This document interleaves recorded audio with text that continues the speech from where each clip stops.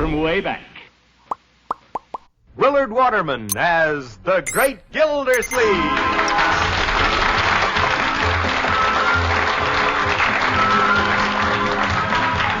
Each week at this time brings you a new adventure of The Great Gildersleeve, written by Virginia Safford Lynn.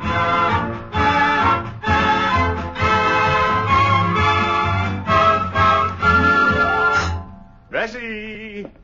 Bessie! Have you gone? Well, Mr. Gildersleeve, you know I wouldn't go without telling you, because then you wouldn't know I was gone. Yeah, that's logical. Bessie, I wanted to ask you a few questions. Oh, I'm not very good at the answers, but I'll be right in there pitching. That's a baseball expression. Yeah, I know. I picked it up off a sandlot. Hey. Well, go and put it back. Bessie, now please listen a minute. Where did you put the papers I must have to make out my report for the State Water Commission? The report's under V. That's fine.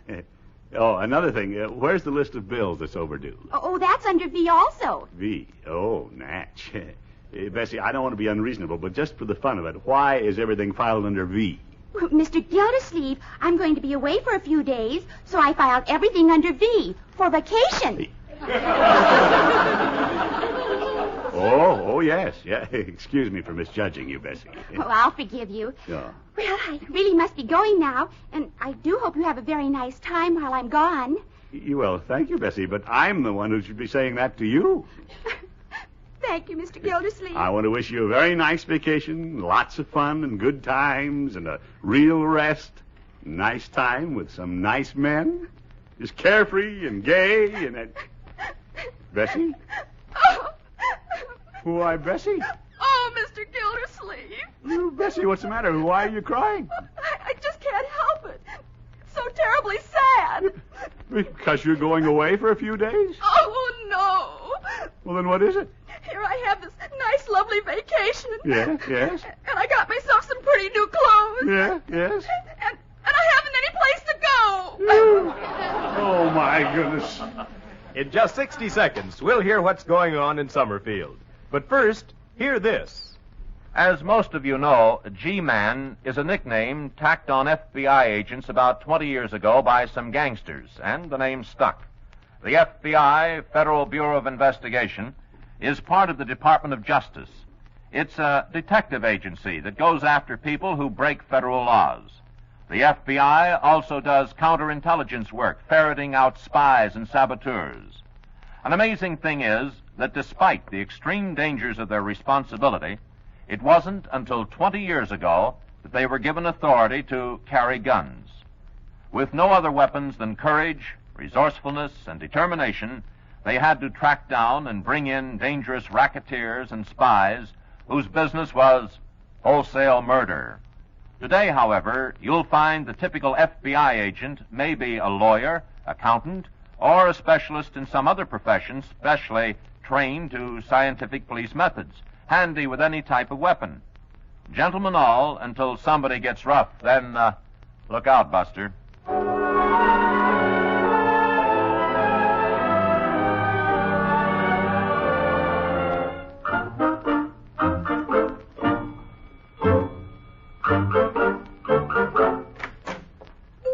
Hello, Peavy. Hello, Mr. Gildersleeve. What can I do for you today? Well, now, wait till I get the big list of items I want to buy. Oh, good times are here. I always knew that one day business would boom. Watch it, Peavy, or I'll take my trade elsewhere. My, can I depend on that? Hey. Now, Peavy. Now, pay attention to this now. I want a complete and compact first aid kit. Very well, and I haven't finished yet. Oh, pardon me for living. I also want some sunburn lotion. Very well, I can just... That's not all. Well, for mercy's sake, hurry up. A pharmacist has other things to do besides waiting on customers, you know. Peavy, let's try real hard not to be quite so comical, hmm? I'll try to hold myself back. Yeah. Now, on my list, I also want something for frostbite. Well, have we now finished, or is there still more? Well, not unless you have something for waxing skis. Mr. Gildersleeve, this is quite a milestone in pharmaceutical history. You've just named an article that drugstores don't carry. Well, don't I win a cigar or something? You win a free book of paper matches. Oh, If you're thanks. going to the mountain for winter sports, you'd better take some liniment along, too. Oh. How'd you know I was going up into the mountains? Maybe I'm psychic. Are you? No, my brother-in-law told me. Oh, yes. Yeah, I asked Heck to go along to give Bessie a thrill. Yeah, and Chief Gates told me, too. Yeah, that's right. He was kind enough to offer us his mountain cabin. Well, all kidding aside, Mr. Gildersleeve, I think this is a very nice thing that you're doing for Bessie. Well, the poor little thing had a few days' vacation, had nowhere to go, and Leroy's been pestering me to take him up in the snow, and, well, Bertie could use a vacation. Add them all together, and away we go. Shall I fetch some liniment for you? Who needs liniment? You will. Says you. I'm in great shape, Peavy. Yeah, for the shape you're in. Yeah, you're just envious because we're going to have some fun. Say, Peavy, why couldn't you get away and come along? Oh, no, thanks. I've never been much of a one for winter sports. I'm more the indoor type. Yeah. Well, we'll have Heck along anyway. By the way, does he still work at that wholesale drug supply place? Oh, no. He changed jobs a long time ago. He now works in a bottle factory. Oh? Yeah, he's a corker. Yeah.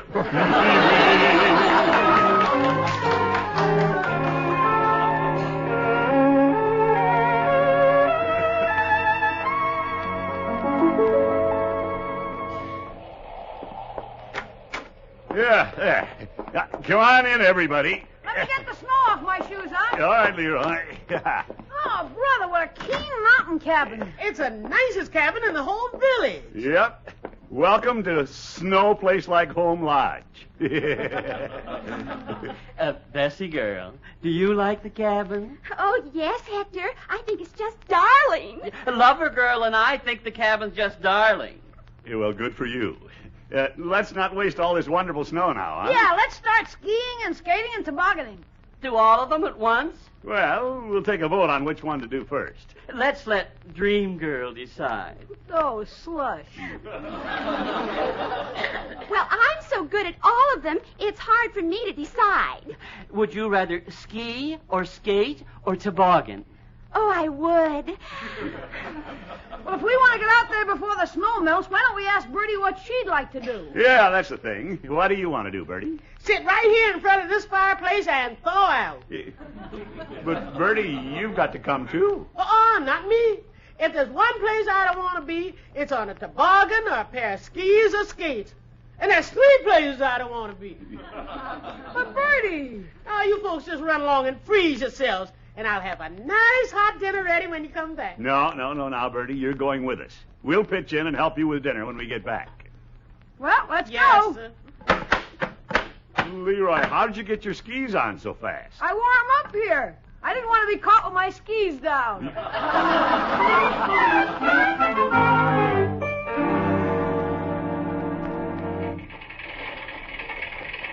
But Unc, the ski lift's sissy stuff. Why don't we just do slaloms and fishbones up to the top of the ski slope?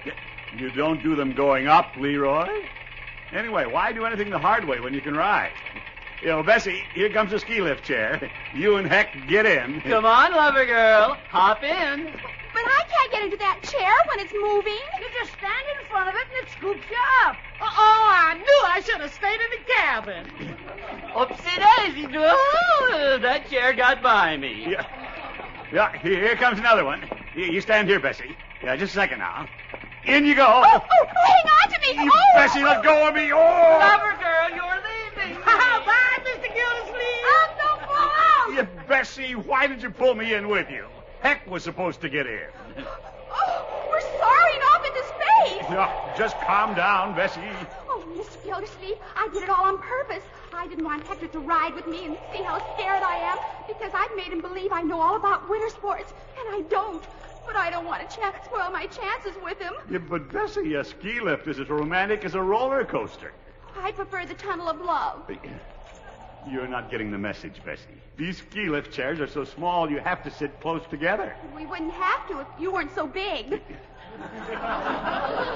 Never mind. Now let me explain. Naturally, any girl gets frightened being up so high, suspended in midair. So she turns to her escort to protect her, and naturally he puts his arms around her, and Why don't I bring a girl on a ski lift sometime? Well, what do you think I am? A penguin? I've never been quite sure. Bessie, I mean, it is scary up here with your feet dangling in space, and you look over and see yourself hanging between the earth and sky, all the rolling snow-covered mountains below, and... Oh! What's the matter? I just looked over. It's down, so down, isn't it? Well, I haven't looked. Ooh, by George, I feel like a comet. Well, Mr. Gildersleeve, if you're frightened, I'll put my arms around you and protect you. Yeah, thanks, Bessie. I'm not that frightened. Oh! It stopped with a jerk. Let's not get personal. Bessie, the ski lift is stuck. We're suspended in space. It would be with Bessie. Oh, Mr. Gildersleeve, what do we do? Will somebody please pick us up?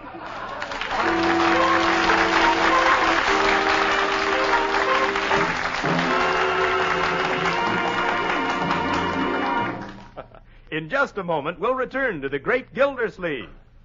Get the picture. A great many servicemen and women have completed their education while in the armed forces through either USAFI correspondence and self-teaching courses or by group study using USAFI material. However, in some instances, the completion of courses has suffered due to the absence of qualified teachers. But now USAFI is correcting that difficulty with the establishment of its telecourses. These are courses which have been filmed with outstanding teachers and professors, and which can be taken in addition to the regular USAFI correspondence courses. For example, if you are studying American Government 1, you can study that subject by taking Correspondence Course 475 and the telecourse of the same number. This filmed course and the others are presented in half-hour segments and can be shown on any standard 16mm projector. You will find the courses interesting as well as informative. So see your education officer for details. Then enroll with USAFI and let a telecourse be your guide.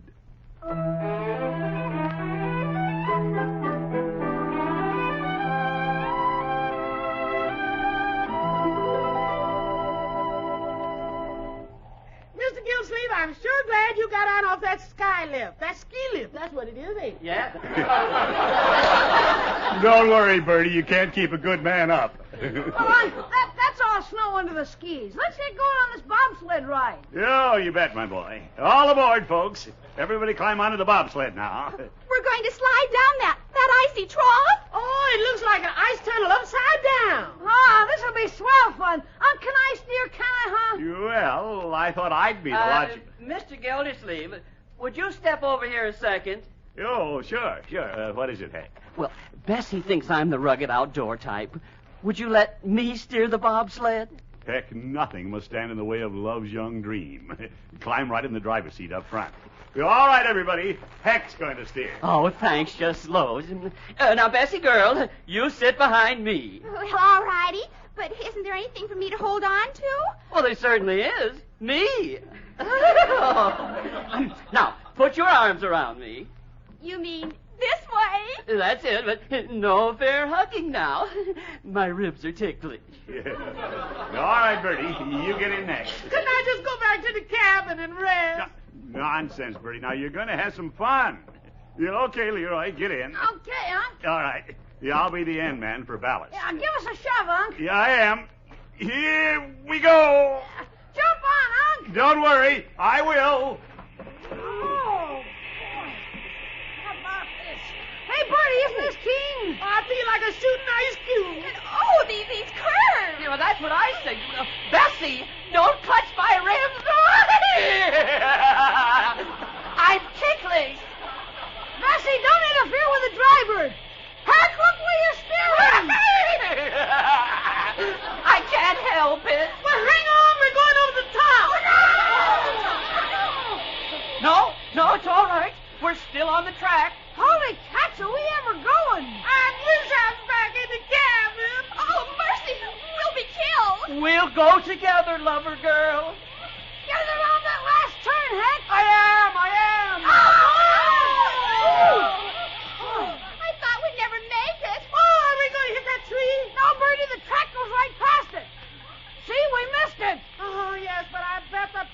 had the pine cones scared off of it. Gee, we're slowing down. Yeah, we're at the end of the run. Well, I'm sure glad we made it. we finally made Oh, we it. certainly... End of the line, everybody off. Oh, wasn't that fun? Gee, wasn't that fun, Mr. Gildersleeve? Yeah, Unc, how about that? Unc? Unc, where are you? Leroy, Heck, come back here!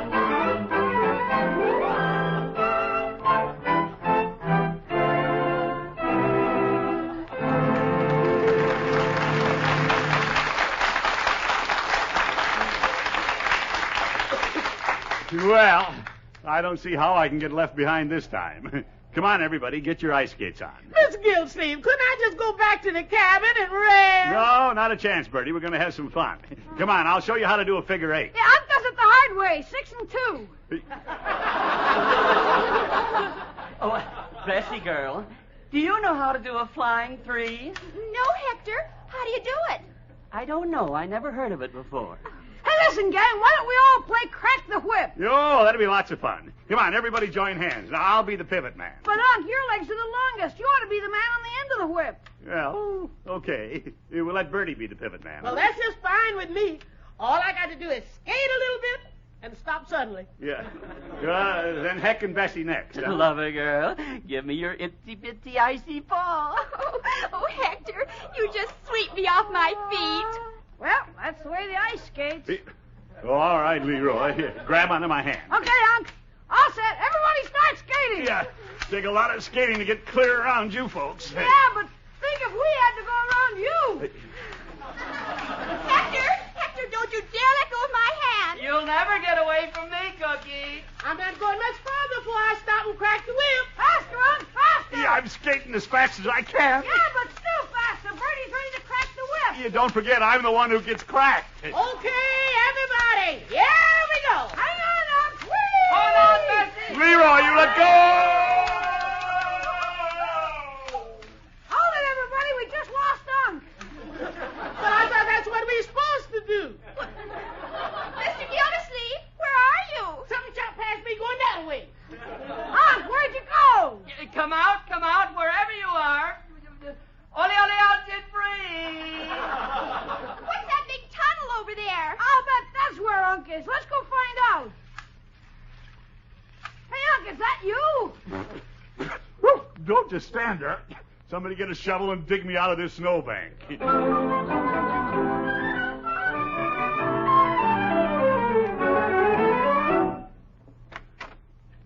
Now, everybody stamp the snow off their feet. Yeah, right. We don't want to dirty up Chief Gates's nice cabin. If I stamp the snow off me, you'll have to stand me on my head and bounce me up and down.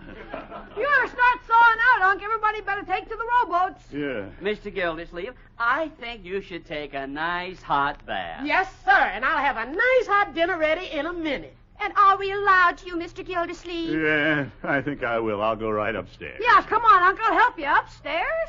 Mr. Gildersleeve, I don't believe I do that. No, Mr. Gildersleeve, I'd advise against it. And just why shouldn't I go upstairs? There isn't any. Well, then I'll be careful. Come on, dear. No, upstairs. What are you talking about? Where are the stairs? No stairs, Mr. Gildersleeve. But Chief Gates said the stairs were right by the bookcase. Well, now somebody will tell us where the bookcase is. We said it was right by the closet. Where's the closet? What's the matter with this place? Mr. Gildersleeve, no upstairs, no bookcase, and no closet. There's something funny about this. I can't understand it. Oh, Mr. Gildersleeve, would this mean anything? Yeah, what is it, Heck? Well, there's a sign outside. Well, what does it say? It says, U.S. Forest Ranger Station. Keep out government property. Trespassers will be prosecuted. Oh, that's enough. I'm convinced it's the wrong cabin. Let's get out of here.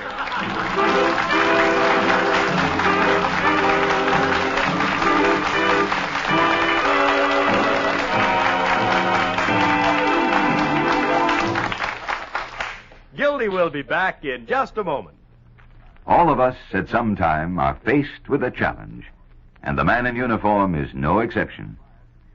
Just prior to the initial Incheon landings in Korea, for example, the U.S. Navy was faced with a problem. Guarding the entrance to the Incheon harbor was the island of Walmi, which would have to be taken before Incheon could be attacked. But the Navy had no way of knowing how many North Korean troops were on the island, nor where their gun emplacements were hidden. On the morning of September 13, 1950, D-Day -2, 6 ships of the United States Navy moved slowly in a column and sailed into the channel guarded by Walmy. 1 ship was anchored off the southern side of the island, 2 anchored in the channel, and 3 were stationed on the other end of the channel. Their orders? To sit silently until they drew the fire of the North Korean defense installations on Walmy. In the meantime, the rest of the American fleet, stationed just outside of firing range, kept its eyes trained on the island. For some time, a deep silence covered the 6 ships sitting like clay ducks in a shooting gallery. Then, from somewhere on the island, came the sharp white flash and muffled report of a single gun. Once more, there was silence. Suddenly, a ring of island-based guns opened up on the 6 sitting ducks, giving the U.S. fleet the answer to their question. For an hour, the 6 ships shot it out with the enemy guns on Walmy. Then the bigger ships of the fleet moved in, then the planes, and finally the assault forces. The island of Walmy was secured, and the way to Incheon was clear. Once more, the military had successfully met a challenge.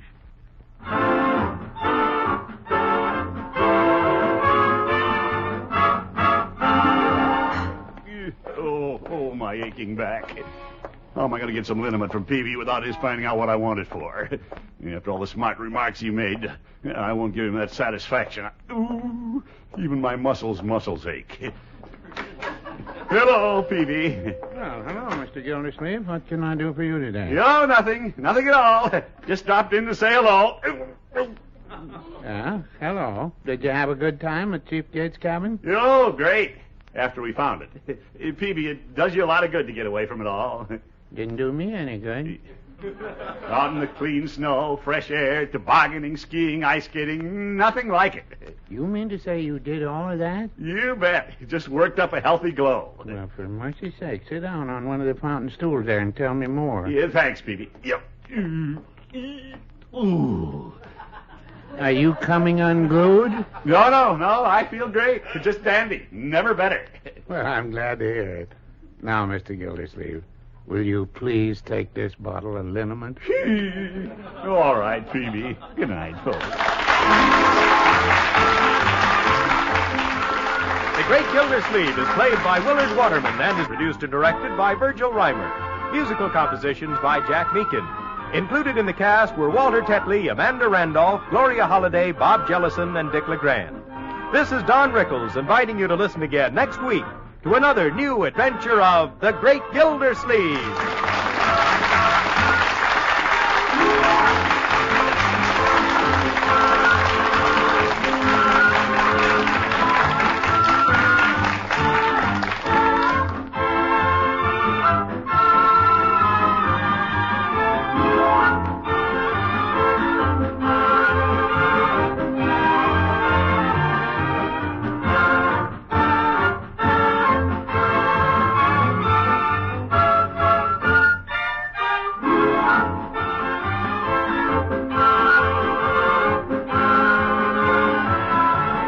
Each week at this same time and over this same station, listen to Willard Waterman as The Great Gildersleeve. The Great Gildersleeve has come to you through the worldwide facilities of the United States Armed Forces Radio and Television Service. I would like to extend my sincere gratitude to Old Time Radio Research Group for their remarkable efforts in preserving and archiving the captivating world of old-time radio programs. Their dedication to safeguarding these precious audio gems ensures that future generations can relish the enchanting stories, music, and entertainment of the past. Their invaluable contribution allows us to step back in time and experience the magic of radio history firsthand. Their link is in the description below.